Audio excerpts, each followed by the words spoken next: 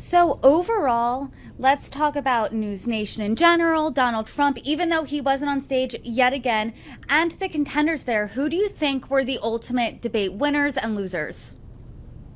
Well, one of the debate winners was News Nation. I thought they did a very good job.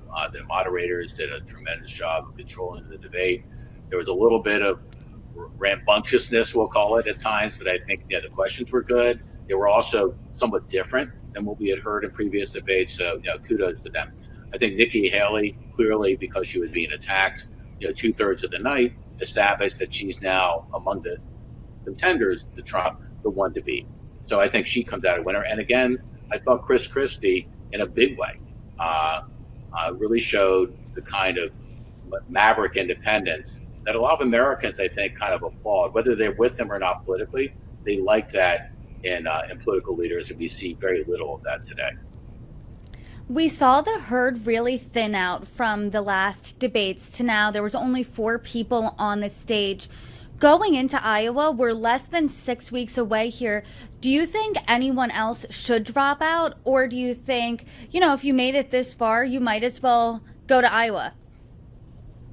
I love this question about dropping out.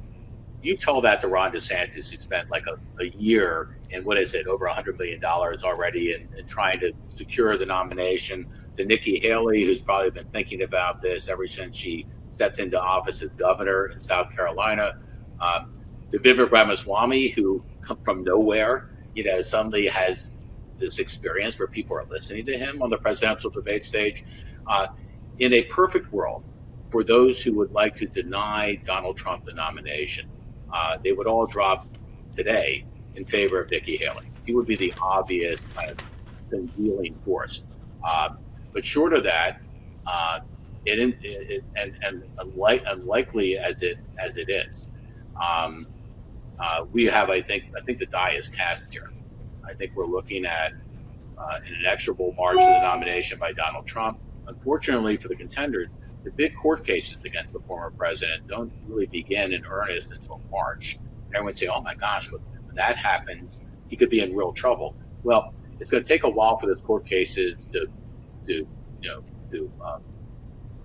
begin and end, for those court cases to be resolved. And then, of course, there'll be appeals. So say the former president is accused and indicted on all fronts, in all court cases. And then you'll have the appeals that will go well beyond the presidential election. So I think it's wishful thinking that we are seeing anything other than a Trump inexorable march. The question is, with someone on that debate stage, in particular Nikki Haley, would she consider taking number two, knowing that she would serve a lame duck president and be well positioned from day one in that administration to take over? You brought up an interesting point earlier in that there's this schism in the Republican Party between establishment Republicans like Nikki Haley and MAGA Republicans like Donald Trump. So when you think about the future of the Republican Party, is it short-term MAGA and then long-term perhaps establishment if Nikki Haley was that VP position? Well, that's a great question. There's been a struggle, a fight internally within the Republican Party. You see that in Congress with the Freedom Caucus. The Tea Party movement was another part of that. There's always going to be disagreement within the parties themselves. You can say that about Democrats. Liberal progressives versus more centrist, moderate Democrats. There's always going to be a debate and discussion. But something else that happened last night was interesting. Ron DeSantis went after Nikki Haley as kind of the tool of big donors and big dollars and corporate interests. That is telling because the Republican Party, and DeSantis actually has been pretty good at this, as some of the others have been as well. The Republican Party are trying to become the party of the working class all over again, of working Americans versus the party of big corporations. And I think DeSantis is trying to force Nikki Haley and others into the corner of big corporations, which today are becoming more and more unpopular in the American political conversation, regardless of the monies that they can bring to bear. We've certainly seen that chapter and verse with Republicans having to do with Disney, Coca-Cola, and others.